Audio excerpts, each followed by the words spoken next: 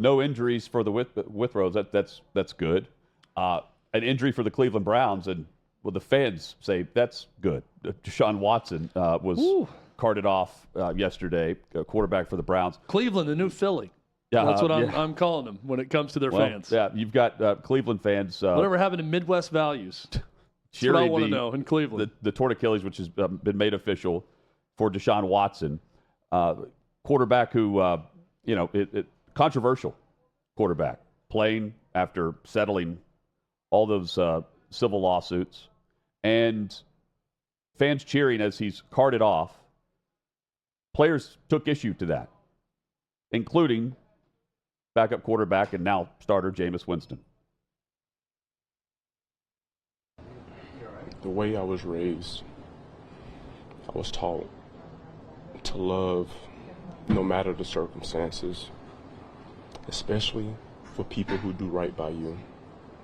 I'm grateful that I had a chance to serve Deshaun, but I am very upset with the reaction to a man that has had the world against him for the past 4 years, and he put his body and life on the line for this city every single day, regardless of your perception, regardless of what you thought should happen with him. He committed every single day that I've been here to be the best that he can be for this team. And I know I come from the deep South, Birmingham, Alabama, Bessemer, Alabama. So I know the standard that hungry fans want. But the way I was raised, I will never pull on a man when he's down. But I will be the person to lift him up. And that, all of us have unique experiences. All of us have circumstances, conditions, and facts that we face every single day. And I pride myself in being a man of increase and being a man that wants the best out of everybody. I tell myself every morning, what I want for myself, I want for everyone. And I do not want the treatment that Deshaun Watson has received from these passionate fans. I know you love this game. When I first got here, I knew these were some amazing fans. But Deshaun was treated badly. And now he has to overcome another obstacle. So I'm going to support him. I'm going to lift him up. And I'm going to be there for him. Because I see the way he fights. I see the way that he works. And I know who he is as a person and as an NFL quarterback. And that's all I have to say to address him. I'm sending up my prayers. I already prayed for his leg, and I will continue. There's Reverend Jameis Winston.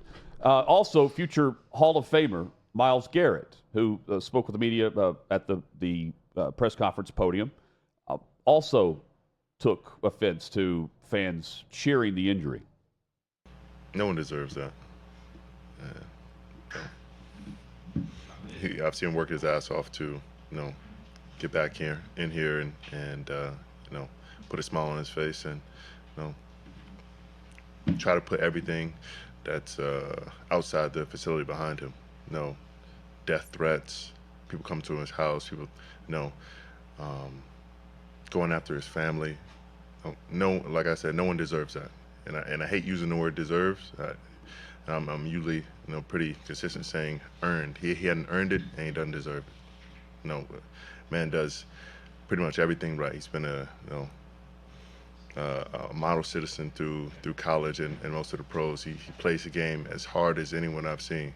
Puts everything on the line, willing to throw his body out there, and he plays the game at 100 miles per hour, and there's a risk of being injured, and he took that risk. But we have to be there for him as a team, as an organization. We can't look down on the guy because of any mistakes on the field or anything off the field. We don't have anything.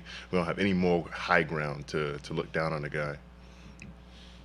When he gets injured like that in non-contact. There's Myles Garrett. Again, two examples there of just the tone-deaf response, Chad, from the players.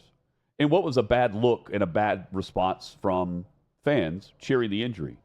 But I mean, you're hearing from Myles Garrett, who says pretty much he does pretty much everything right, and model citizen for the most part through college and then most of the pros is what he said. I never condone death threats or certain things being shouted towards players or anything along those lines. Let's rewind to Jameis Winston. Say that he deserves better treatment in how he's been treated, that he puts his life on the line for Cleveland fans, that the world is against him, that he was raised to never pull down. He's always going to rise up. Lift up. Lift up. There you go. I shake my head at this. You could be against what we heard from fans and the cheering as he's being carted off, but also to go to the lengths they did to try to act like what has happened over the last couple of years hasn't happened. Last week, the guy settled on another civil suit, which continues to add to the list of things as to why and what makes him controversial. And no, the play hasn't been great, but it's not just about the play on the field in the reaction that we heard yesterday. So, first off, who had Jameis Winston becoming this powerful speaker over the course of his career?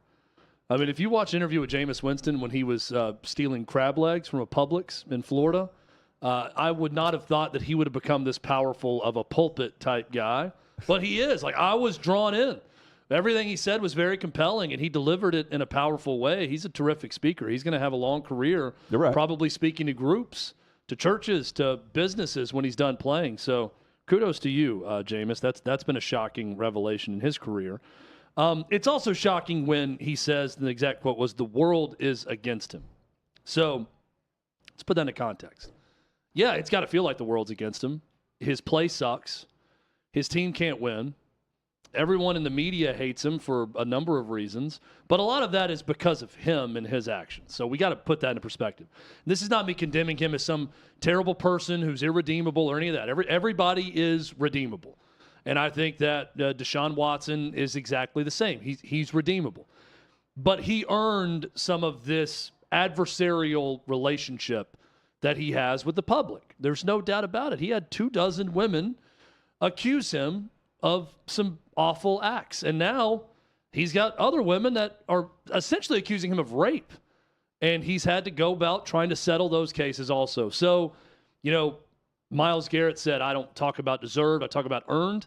Deshaun Watson earned that part of it. He earned the media criticism. He earned the legal fees. He earned all the money he spent in settlements. He earned that part of his life and his career. So let's put that into perspective and on that side. Let's go back to the 24 accusers.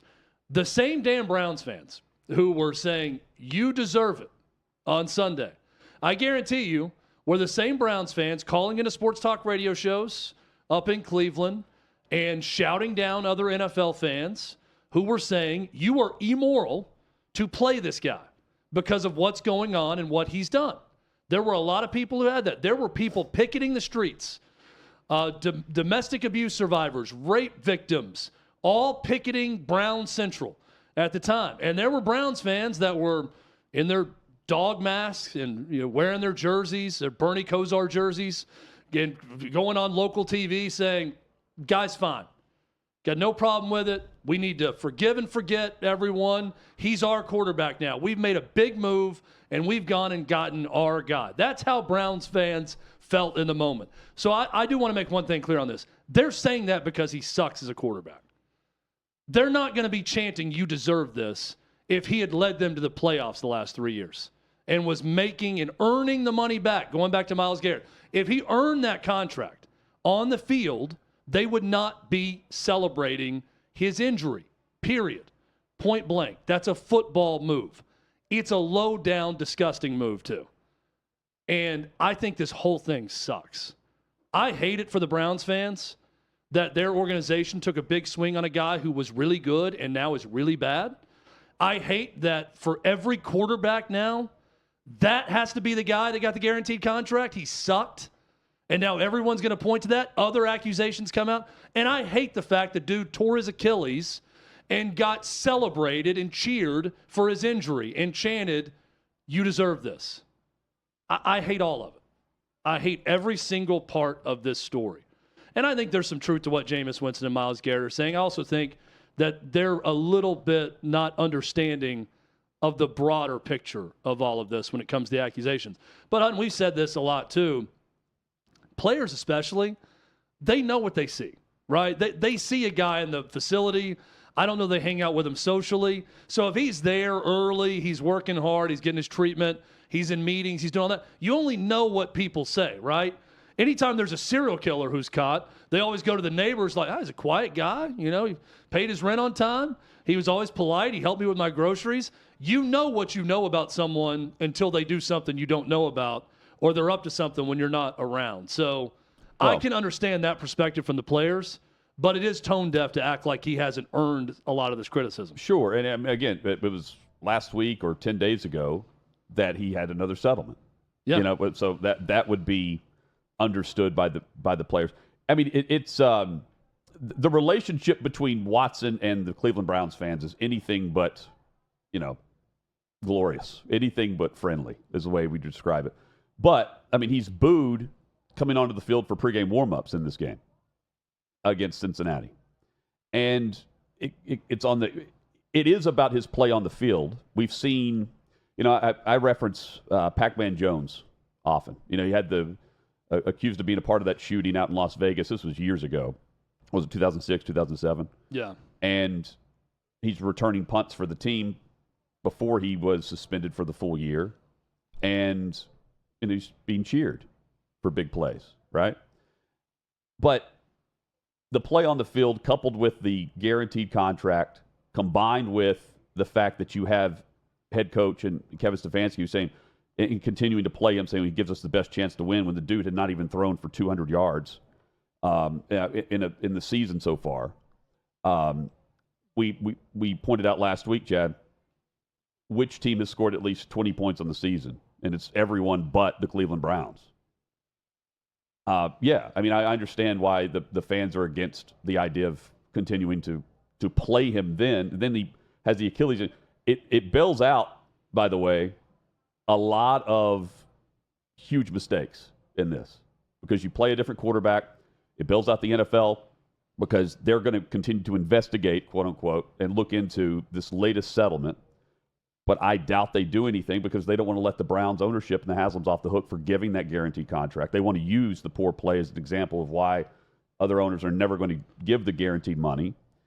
And they don't want, if there is a clause in there that says there's a way out for the Browns to not have to pay the remainder of what is $92 million, the suspension could possibly do that.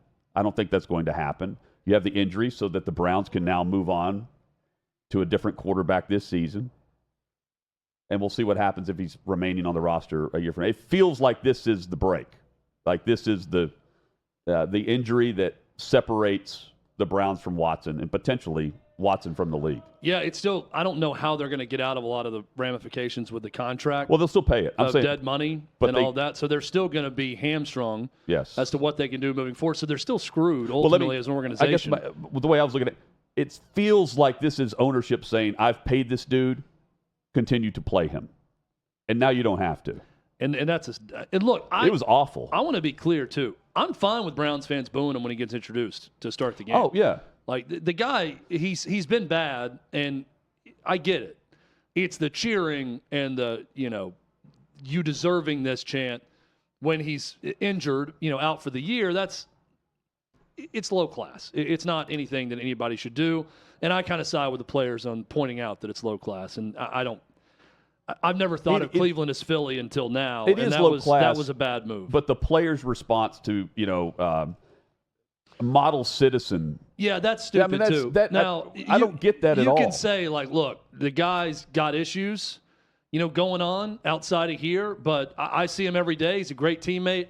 He's been a good guy to me. He works his ass off. So I don't think it's right to boo the guy when he's out for the season with a bad injury. Yeah. I think all of that's very fair, and that's where I would come from. I'll also say this. Money distorts reality.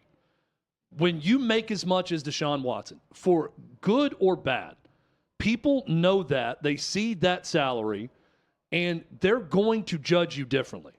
The moment you sign the big money deal, I think fans, it gives you permission to act like an idiot when that starts happening. This guy's making how much money, and he's produced how many wins for us? Oh, he hasn't thrown for over 200 yards. How does a guy making that much money throw that interception? That's what creeps in your head constantly, and that's human. Like, if you're someone just scraping to get by, and Lord knows with the price of things in our economy right now, there are a lot more people that are doing that, and you're sitting up in the 300 level of a Cleveland Browns game, and you're watching that play, I get it. I'd be pissed off too. That would be creeping in my head. This is the guy that we gave this guaranteed money to that's supposed to save our franchise, my beloved Cleveland Browns, and this is how he's playing. It gives you more freedom to act like an asshole. And that shouldn't be the case, but it's true. Money distorts reality when it comes to that, and it blinds people to how they should act as a human when it comes to those people. And how... By those people, I mean the rich, highly paid professional athletes that are struggling. But they're not looked at as human anymore. But they're commodities to fans. It's also, I mean, if we're comparing just the money, I mean, there are Cleveland Guardians that are making more, or could. You know, Aaron Judge is making, what, $370 million? You know, like, point being, like, it is, I agree with what you're saying. Yeah, but Aaron Judge is awesome. But so the fans are fine with that. Right, but I'm saying, like, it's also coupled with, if you're you know, working paycheck to paycheck and you're looking at a guy who is doing what he's accused of doing off the field and then getting this type of money, that also plays into it. Yeah, I really think with those fans that were chanting, it's all about the football play. Because I guarantee those same fans that are that passionate, that are chanting and celebrating his injury, were the same ones that were trying to be hopeful, and they were defending Deshaun Watson against all. They're probably calling all 24 accusers liars.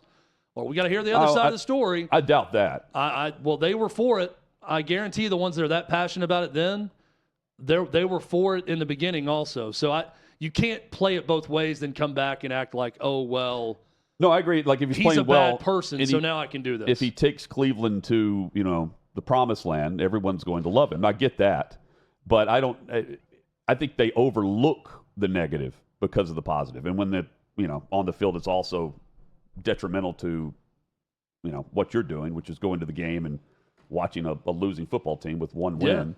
Yeah, that's going to play a huge factor. Well, and look, you know, if Aaron Judge were to go through some extended slump and the Yankees weren't in the playoffs, New York fans would be booing and saying terrible things to him when he's in the on-deck circle too. And it would be in part because of the amount of money he makes. So there's a ton of NBA. We can go through all this. Oh, for sure. You know, but this is now the third time, by the way, he's had a season-ending injury. Right. I don't think. My point is, I think fans can get in their head because they make this much money.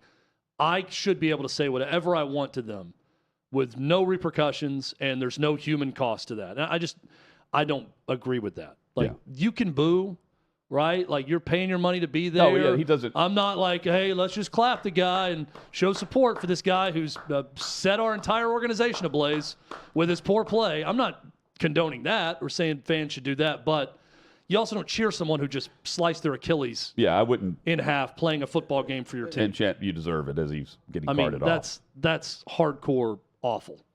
Yes. Chad, I was asked this weekend who I would pick to win the national title in college football. And it's a very tough question to answer right now. I would go with who I trust to coach the national championship winning team right now.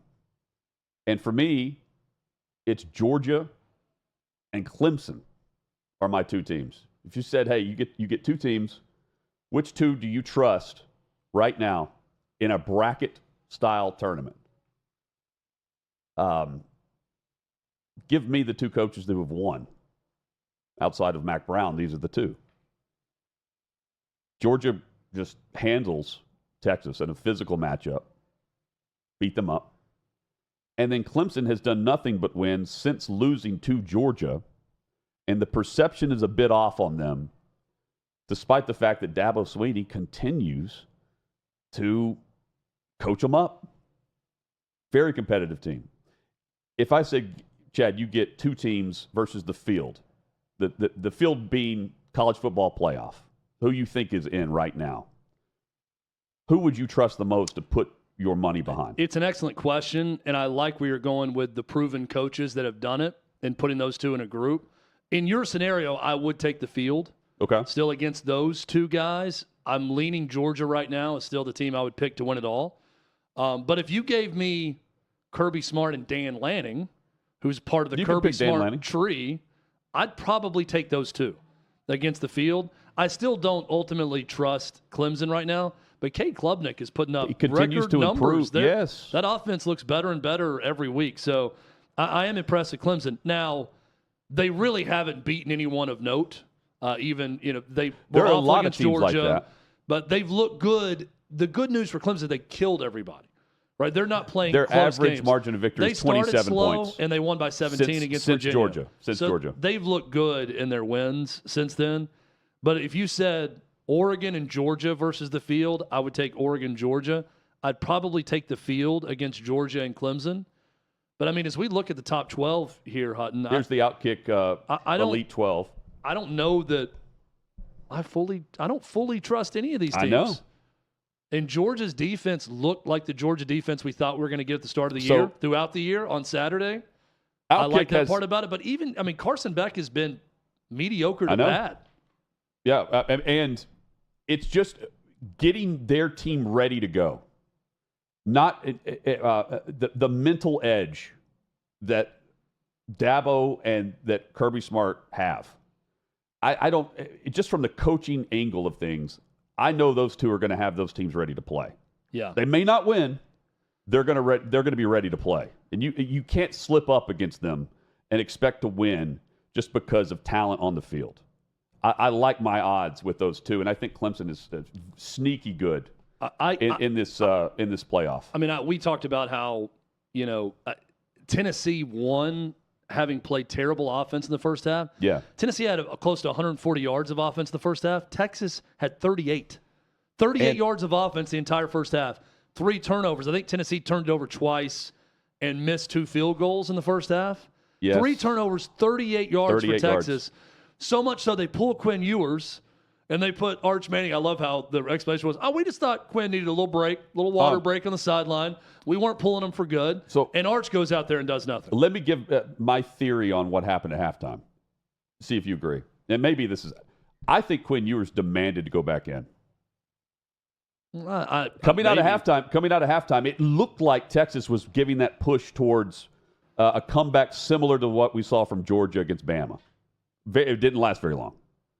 But he came out playing much better than he did in the first half, which was not hard to do. Well, they were aided in that comeback, too, by what was – you cannot set the precedent of what they did on the pass interference call.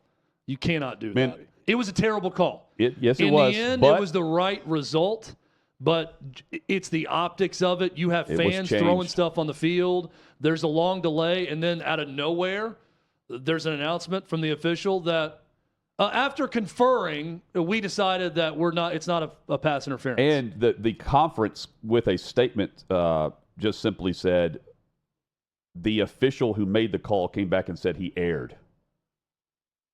That's the other thing too. Is like they're allowed to conference in. It was that moment, on the interception.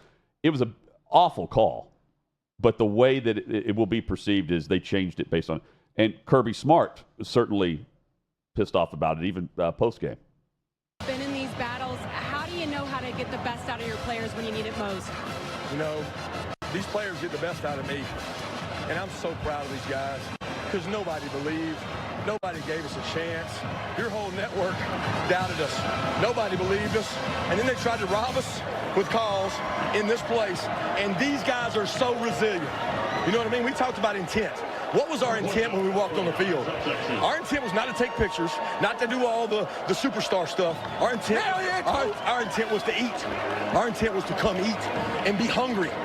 I'm not interested in all the bells and whistles. What I want is a team that fights their ass off, and they did tonight. They did, and Kirby Smart also did this. He bought into everything he was preaching last week. The world is against the Georgia Bulldogs. Oh, poor Georgia. The network is against Georgia. Poor little old Georgia, 2-time national champion under Kirby Smart. Oh, man. Kirby Smart Feel so even bought bad into for what he those was guys. saying. Goodness gracious. Let's get a few more arrests on that roster, too. But that I'll dude- feel even worse for him. Man, what a Cinderella story Yeah. that Georgia Bulldog squad is. Goodness dude, gracious, how can anybody believe that? But his players do. It's clear his players buy into that. It's BS, but they buy into it, us against the world, and they played like it on Saturday. So full marks to Kirby Smart that he got his guys believing that line of BS about everybody's against us. $250,000 is the fine, by the way, for the trash on the field. And we'll get back to the PI part of this. But Yeah. Kirby complaining about everybody being against us, they cannot set that precedent. The SEC can't. No. The officials can't. I agree with him on that. Let me also say, and I wasn't here to comment on this last week, it is bullshit that he was not suspended by the SEC. Yes. You can't lay hands on on another team's player. And no one was talking about this. I'm at the beach, and I'm looking down. I'm scrolling Twitter. I'm scrolling. There's barely a mention. And I'm thinking, was this story just black holed and I missed it? How is this not a bigger story? Kirby Smart shoves a Mississippi State player when he comes out of bounds. The guy wasn't talking trash. This wasn't Woody Hayes. No. Where the guy's talking trash to one of his players and he punches him. He just shoves him.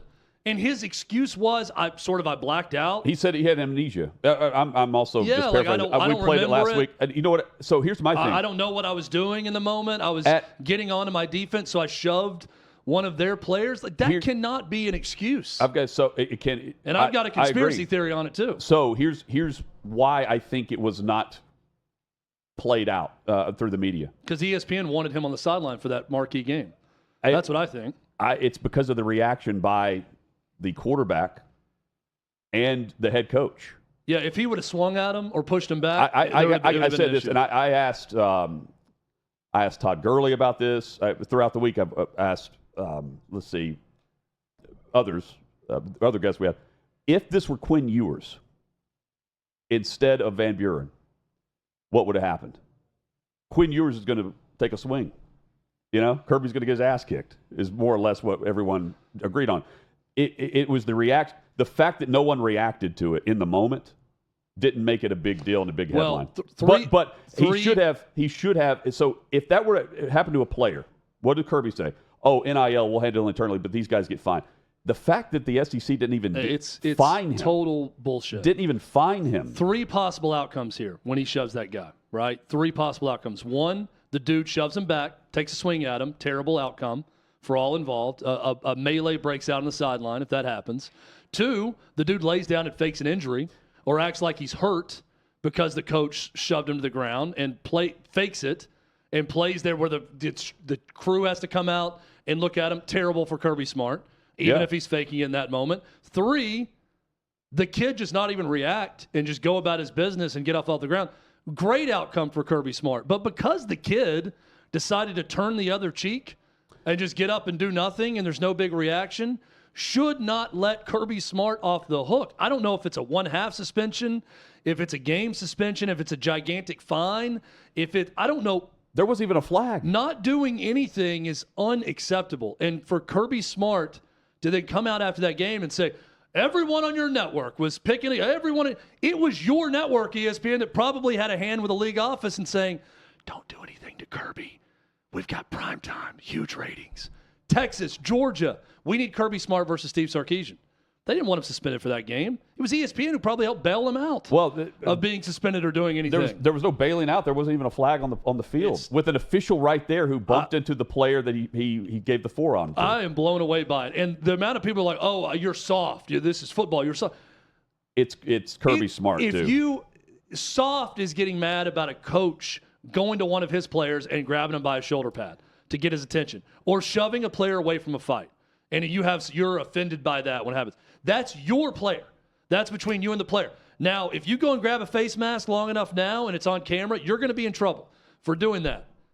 There's nothing. It's stupid. This is not being soft. You don't go and shove someone else's players in any circumstance. You don't do it, especially when the guy has done nothing wrong but gets shoved out of bounds by one of your defenders. Last Monday, I can't believe nothing happened and no one said more. Not even a fine, nothing. And last Monday, I found a clip of he got this from Saban. Do simple better.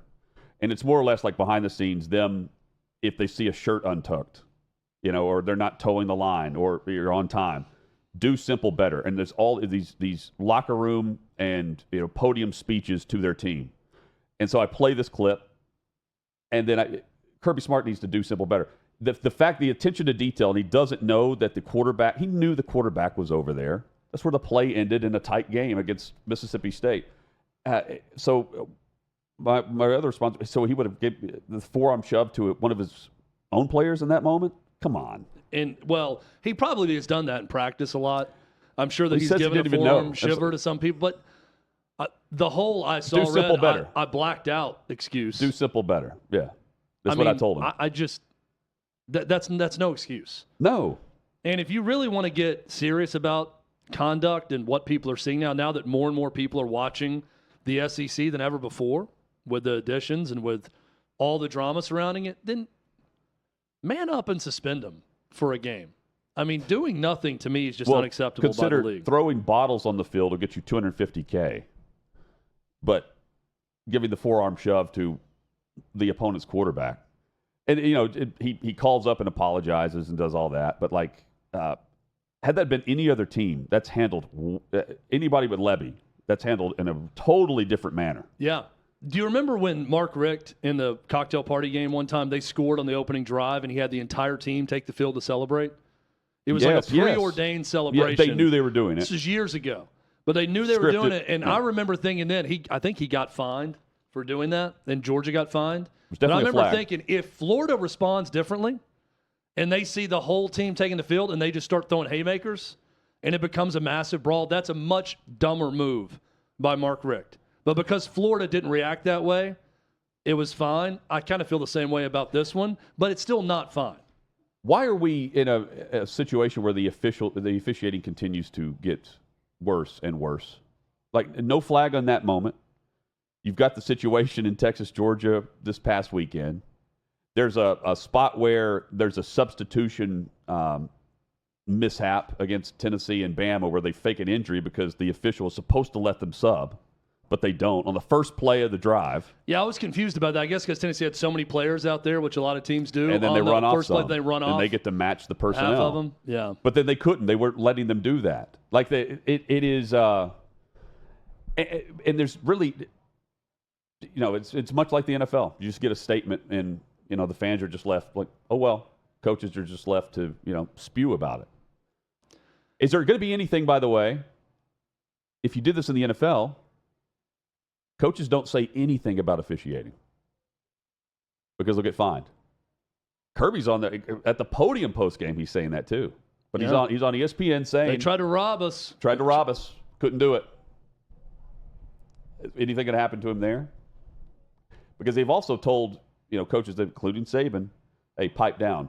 You and Jimbo need to stop going at each other in the media. Kirby's at the officials. It still blows my mind that nothing happened. I'll still take him in a playoff. He's a great coach. I don't trust the team. I trust the coach. That team is different. I trust him to get them ready to go. Play like their hair's on fire. Yeah, I don't think they get boat racing especially in the big games. They're not going to have a half like they did against Alabama again. Right. In a big game. But see, even if they have the half, they have the second half too. I also think they're back in. We had the discussion. I don't know how many teams do that. Yeah, I think eventually it's going to catch up to them. I think when you're shoving the opposition, when you're going off like crazy after the game, when you've got that many guys arrested, ask Urban Meyer. Eventually, it catches up to you. He's having a lot of success. You think he's going to still have a lot of success? Health issue, so you can bounce. That could be the answer. Kirby bouncing. I don't think he's bouncing. I think he's going to stick with it. He's a Georgia guy through and through, and he's a hell of a coach. Kirby's network, Chad. Also, maybe they're worried about game day. I was loving Tony Hinchcliffe. I was watching this live when it happened. Tony Hinchcliffe. He's got Kill Tony on set. And much like the Brady roast, he's not holding back whenever he has the opportunity to, get after the student who's kicking for a couple, maybe was it 100,000 this go around?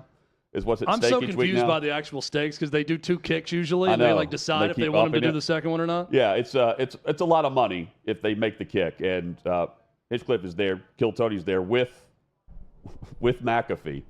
And this is live on Game Day. Have you ever said anything negative about a kicker before? I don't know why we pay kickers so much, honestly. See, a little bit arrogant there with the way you're talking about it. You just hit it straight. What is there to it? What's your major here? Kinesiology. I'm pre-med. Okay, Tony. Wow. That's all you talk. I didn't realize that we had prepubescent lesbians kicking today. Very exciting. I don't know if that's how Max talk, man. Max, you got these boots on. You're going to go straight ahead, right? That's what you said, Yes, straight sir. on? The strategies, we got this wide toe box. I'm just going to hit it straight ahead. Wow. Hope for the best. All right, well, brother. First time. Yeah. First time straight on. We've never had a guy First straight. time we've We're had striping it. And you're in pre-med. $90,000 is going to do nothing to the debt you're going to eternally be in for the rest of your life. But if you hit this, we'll give you $90,000. If it's good, All right. and this crowd thinks you're, Big worth a guy. little something, Big. we'll go for a second one for $100,000. Oh, man. All right, let's do go. this thing, Max. Big guy. Tony, come on over here. Okay, Tony. I'll take the microphone, Max. Just first thoughts on Max Gomez have you right ever here, kicked Tony. in boots? I mean, it's an incredible look. He's like Brokeback Bob the Builder. Okay. This is. That's right before the kick. And then, here's Tony again going at him during the kick. Here he is, second shot for Matthew McConaughey. Straight at it. $100,000. So the question is, like, what's ESPN and, parent company Disney going to be thinking about this? Chad, they're looking for the younger audience. Yeah, Matthew McConaughey was what he said. I mean, that's on the last one. If I'm laughing at that during the Tom Brady roast, I'm laughing about that on College Game Day. Yeah, I mean, I think ESPN's asking for this. They absolutely are. They had Shane Gillis on, and one of them. They know how ruthless. They know McAfee this too. would be. There are more cuss words on College Game Day.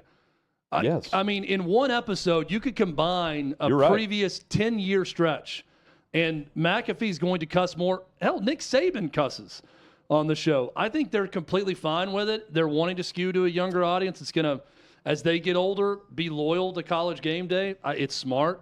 Tony Hinchcliffe is hilarious. Now, and he was great in the Brady roast, and he was great on Saturday. What's the overall reaction from the viewer? I think through the lens of what does the company think about it? I mean, there's a reason why they have him on. Can I be honest for on the this? viewer? Because we're 6 months removed from McAfee saying that if you guys don't want me, I won't be there. I don't see that same reaction now. So I think the viewer that would actually be offended by that doesn't even understand the jokes. They would just be mad that the word lesbian was used.